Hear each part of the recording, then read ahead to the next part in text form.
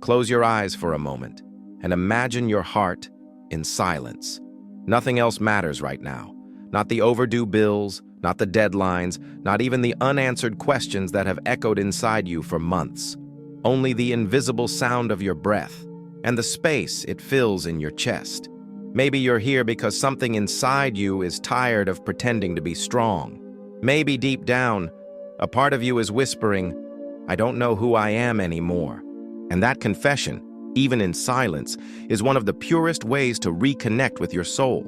There are moments when life feels like a maze with no way out, and everything that once made sense starts to fall apart. It's not just confusion. It's as if there's a disconnect between what you're living and what you're feeling. According to Bruce Lipton, we are deeply programmable beings. Our thoughts, behaviors, and even the emotions we frequently feel are not as free as we think. They've been shaped, inherited, repeated for so long that they've become invisible. And in this process of living on autopilot, many people disconnect from their original frequency, that unique vibrational signature that only your soul carries. This feeling of being lost is not a mistake. It's not a flaw. It is more often than not the first sign that your soul is trying to come back home. When you look into the mirror of your own life and no longer recognize yourself, when the roles you play feel empty, when your routines become burdens, it's because what is dying is not you, but the version of you that was created without your essence. And what seems like a void with no exit may, in fact, be a sacred space opening up for something new. Joe Dispenza reminds us that the quantum field, this universal intelligence that surrounds us, doesn't just respond to what we think, but to what we deeply vibrate. Your mind can repeat affirmations every day, but if what you feel inside is fear, insecurity, rejection, that's what the field will mirror. Because the universe reads emotions, not words. It translates vibration, not surface-level intentions. And at this point, there's a silent dance between the mind that seeks repetition and safety and the soul that longs for expansion. So what if this confusion you feel is actually a whisper, a silent calling saying, "You're too close to finding yourself again. It's just that the old paths no longer serve you." And what if this feeling of being lost is the final push before a new you is born, truer, more whole, more vibrationally aligned with who you came here to be? Maybe, just maybe, the universe hasn't abandoned you. Maybe it just took away the maps so that for the first time you'd learn to listen to the compass of your own heart. Sometimes all we feel is a nameless fatigue, an exhaustion that doesn't come from the body, but from the soul. And then comes this strange, silent, almost frightening moment when we no longer know where to go. The paths that once felt safe no longer bring peace. Old dreams have lost their color, and what once held up your identity begins to crumble. This is the point where many believe they are lost. But are they really? Bruce Lipton teaches us that we live, on average, 95% of the time under the control of unconscious patterns, a kind of behavioral hypnosis. We wake up, react, repeat, and we call that life. But there comes a moment when something breaks, and that's where the true awakening begins. When you no longer know where to go, maybe it's because the old path has already ended vibrationally. It no longer resonates with who you're becoming. And the universe, in its infinite wisdom, removes the maps, not as punishment, but as an invitation. Because only when the eyes grow tired of searching outward does the soul begin to remember the compass it carries within. The dark night of the soul is like an emotional desert where no answer is clear and every certainty evaporates. But it's at this very point, on this barren ground, that the soul begins to sprout. Because chaos, as painful as it may seem, is not the absence of direction. It's the undoing of excess control. It's the collapse of the old to make space for the new. And in this process, it's common for the mind to scream, demanding explanations, certainties, shortcuts. But the soul doesn't follow logic. It follows resonance. And what seems like confusion may simply be a silent request for reconnection with the original field of your essence, that which you were before all the conditioning. that which vibrates quietly within you and has been ignored for far too long. So if everything feels uncertain today, if your plans have fallen apart, if the direction has vanished, maybe it's not because you're lost. Maybe it's because you're finally being called to find yourself again, without maps, without formulas, only with the compass of feeling. Not every desire is sacred. Not every longing comes from the soul. Sometimes what we call a dream is merely fear disguised as will. Fear of not being enough, fear of being left behind, fear of not being loved. And the ego, that character we learn to play in order to survive, knows all too well how to paint its fears with the colors of spirituality. Desires that seem elevated, but deep down, are born from silent comparison, a need for validation, and the urge to control. Bruce Lipton shows us that everything within us is vibrational information. Every thought, every emotion, every intention carries a code that the field interprets. And this field, this quantum space where all possibilities exist, does not respond to the logic of what we say or consciously think. It responds to what we authentically feel. It responds to the emotional frequency we emit with our entire body, even when our words say something else.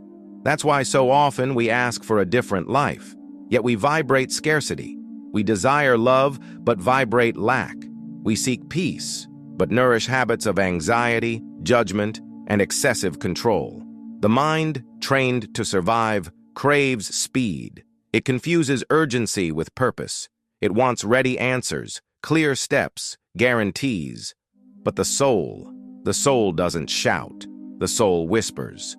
It pulses slowly, gently, and almost always its language is expressed through discomfort. When something no longer fits, even without explanation. When what once made sense no longer does. When a desire that used to be motivating now feels empty. This is the difference between ego desire and soul calling. Ego desire pressures. Soul calling inspires. Ego desire wants it now. Soul calling waits for the right time. Ego desire needs to be recognized. Soul calling blooms even in silence. That's why, before following any impulse, it's worth asking yourself honestly, what's behind what I want? If it's fear, lack, or comparison, maybe it's not your soul asking. Maybe it's just an old part of you trying to stay alive inside a body that's already asking for transformation. And then you begin to realize that the universe has never shouted at you. It never imposed flashing signs with arrows saying, "Go this way." Its language is different. It speaks through the in-between, through what oddly repeats itself, through the discomfort that keeps returning, through the people who come and go from your life, always carrying the same unlearned lesson, through the feeling that something invisible is trying to push you out of your comfort zone. And still, the mind resists, wanting explanations, wanting proof, wanting certainty before taking the next step. But the soul doesn't live on proof. It lives on perception. And this is where Bruce Lipton offers us a crucial reminder.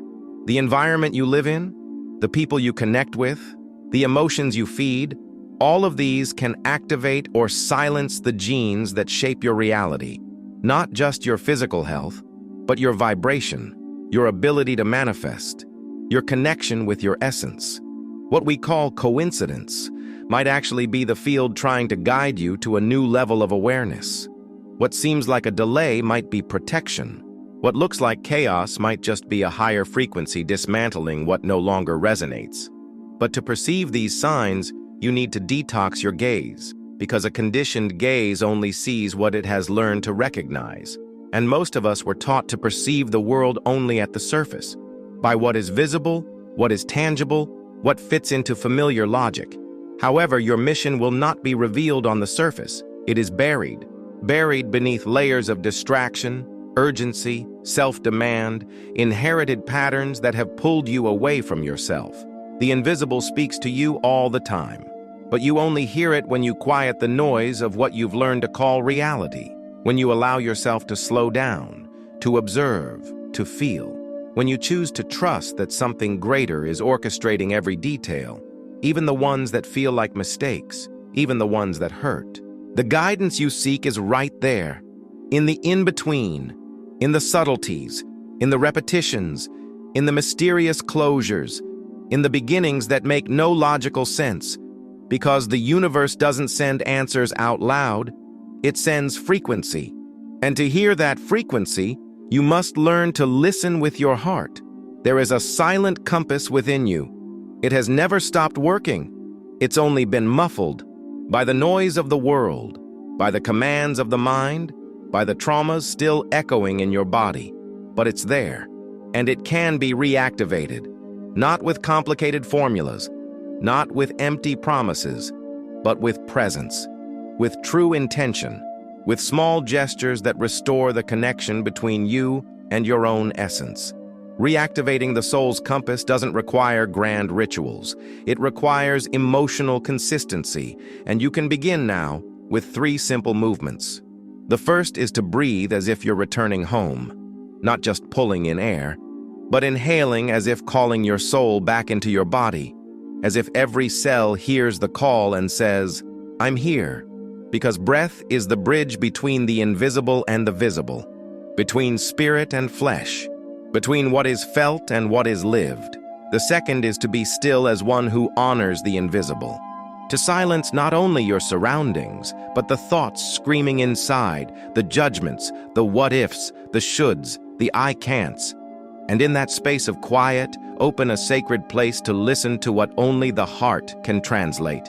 Because the soul doesn't speak in words, it speaks in sensations, in subtle intuitions, in that unexplainable peace that comes when everything outside seems chaotic, yet something within whispers, "It's all right." And the third is to feel as one who trusts the unseen, to send into the field not what you want to control, but what you long to feel. Because what creates reality is not isolated thought, but coherent emotion. When you feel gratitude before seeing the result, when you radiate love even in absence, when you emit peace without knowing the next step, the field responds, because it does not move by logic, it moves by frequency. These 3 movements, breathing, silencing, feeling, are portals of return. Small practices that, when done with presence, can reactivate your energetic sensitivity, restore your trust, and open invisible pathways. And it doesn't matter how long you felt lost. It doesn't matter how much noise surrounds you. The compass is still there, and it only needs you to remember how to listen to it again. Imagine a seed buried in the dark. It doesn't know what's happening. It only feels the pressure of the soil, the absence of light, the silent rupture of its own shell. If it could speak, it might say, "I'm lost. Nothing makes sense. Everything is dark." And yet, it's exactly there, in that moment of total disorientation, that the miracle begins. Because before it can bloom, the soul must also germinate. And germinating is, inevitably, a solitary process, internal, invisible to the outside eye. Being lost may actually be the vibrational sound of your cocoon breaking open, the end of an old identity that can no longer contain the being that's being born within you. And like every seed, you don't need to understand the process. You just need to trust that even in the dark, life is in motion. That even when nothing makes sense, something within you is still preparing to bloom. Because the soul doesn't need to see the light to grow. It carries the light within itself. Bruce Lipton reminds us that the environment can reprogram who we are. And sometimes, the ideal environment for the birth of a new consciousness isn't peace. It's crisis. It's not control. It's surrender. It's not solid ground. It's the collapse of old foundations. And what seems like chaos might be the field preparing the ground for something you can't yet imagine. It's not punishment. It's reprogramming. It's not a curse. It's transition. The soul doesn't bloom under pressure. It blooms under permission. And allowing yourself to be lost, without guilt, without rushing, without needing to understand everything, might be the first step toward finding yourself again. Because there is nothing wrong with not knowing. There is no weakness in feeling tired. In truth, there is immense strength in continuing, even when the mind sees no way out. Because the one who keeps going in the dark is, without knowing it, preparing to find their own light. So if everything feels disconnected, if the path has faded, if meaning has slipped through your fingers, remember the seed. It didn't know it was growing either. It simply trusted the invisible call of life, and so can you. Even if today all you can feel is the dark. Maybe now you realize that being lost was never the problem. The real suffering begins when we believe this state is a mistake, a detour, a sign that we've failed. But what if it's the opposite? What if this feeling is actually evidence that something is deeply realigning within you? What if the pain of not knowing who you are anymore is the sacred pain of shedding what you never truly were? Bruce Lipton teaches us that the biology of belief is capable of rewriting entire destinies. This means your body, your mind, your life, all of it responds to the frequency you are tuned into right now. It's not the past that determines your future. It's the present vibration. And even if you're walking through a void, even if everything feels dark or uncertain, if you change the quality of what you feel, if you begin to vibrate from trust instead of fear, everything around you will slowly begin to reorganize. Gregg Braden expands on this idea by saying that the human heart is a quantum antenna, an instrument for tuning into the universal field. When you quiet the mind, when you stop searching for answers only through reason, the heart begins to guide. And that inner guide is silent, but sure. It doesn't shout, but it directs. It doesn't push, but it leads.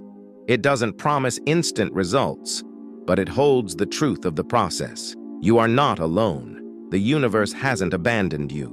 Right now, it's communicating with you, not through rational explanations, but through sensations, patterns, unexpected pauses, people who arrive with hidden messages, signs only your soul can decipher.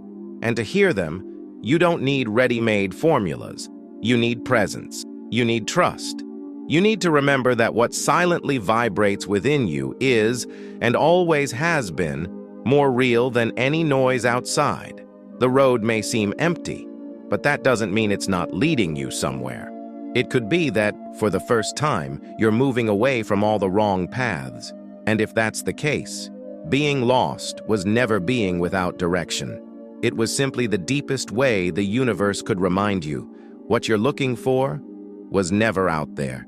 It has always been vibrating, quietly, sacredly, within you. And now, maybe you feel something different. It's not a clear answer. It's not a perfect plan, but a lightness, a deep breath, an inner space that begins to open. Because when you stop resisting the feeling of being lost, what once seemed like disorder begins to reveal a new order, subtler, truer, more your own, not the one built to please, nor the one shaped by the world's expectations, but the one that vibrates in coherence with your most authentic essence. Bruce Lipton reminds us that the body is a mirror of the mind. And when the mind changes, when beliefs are transformed, when old thoughts lose their power, the body responds, reality responds, the field responds. Nothing outside needs to change first. It all begins within. And this change isn't born from effort. It comes from clarity, from the moment you realize you no longer need to carry the old versions of yourself, that you can indeed be new, even if slowly. Even if with fear. Gregg Braden speaks about coherence between the heart and the brain, a vibrational synchronicity that opens portals within the quantum field. When you feel what you think, when you think what you feel, when there is harmony between reason and emotion, the universe responds with synchronicities. The pieces start to fall into place. The right people show up. What once felt stuck begins to flow, not by magic, but because you've become vibrationally aligned with what you desire to live. So at the end of this journey, perhaps the most important question isn't where should I go, but rather, who am I allowing myself to be right now? Because the true spiritual compass doesn't point to directions in the external world. It points to inner truths. And if you become still, if you breathe with intention, if you trust the unseen, you will feel it. You will feel the calling. You will feel the path. And what if the pain you feel today is the portal to the life you've always been seeking? What if the feeling of being lost is actually the first step to your deepest rediscovery? Don't rush, don't run, just stay. And remember, the universe doesn't make mistakes. It is guiding you right now, in silence, as it always has. Maybe the greatest healing begins when we stop demanding that life prove something to us. When we stop asking the universe for guarantees and finally begin to surrender to the flow that has been guiding us all along, even when it felt like we were alone. Because it's not what happens outside that defines what we're living. It's what vibrates within. And when you change the vibration, you change the direction. When you change the internal direction, reality begins to reconfigure itself around who you are becoming. Bruce Lipton emphasizes that your biology responds to your spirituality. Your body hears everything your soul whispers. And if what it whispers today is exhaustion, emptiness, confusion, maybe it's not weakness. Maybe it's spiritual maturity. Because the closer you get to your truth, the louder the lies you believed for so long begin to sound. And that's okay. All of it is part of the journey. The pain isn't here to punish you. It's here to wake you up. Braden says that the frequency of the heart can alter the field around you. When you vibrate gratitude, love, surrender, even in the midst of pain, you emit an energetic signature that reorganizes reality in ways the mind can't comprehend. It's not about denying the suffering. It's about transmuting it. It's about recognizing that pain can also be sacred, if used as a bridge, as momentum, as fertile ground for something new to bloom. The universe hears you, even when you don't speak, even when you don't pray, even when all you do is cry. It reads your vibration. And your vibration now may be more aligned than ever because it comes from truth, not from perfection, not from control, but from surrender. And in that place, in that point where everything seems to have been lost, something greater begins to be found. Your essence, your soul, your consciousness, your direction. So breathe. Allow yourself not to know. Allow yourself to feel. Allow yourself to be guided, not by someone else's map, but by the frequency of what silently vibrates within you. Because maybe, just maybe, you were never really lost. You were simply being called back home.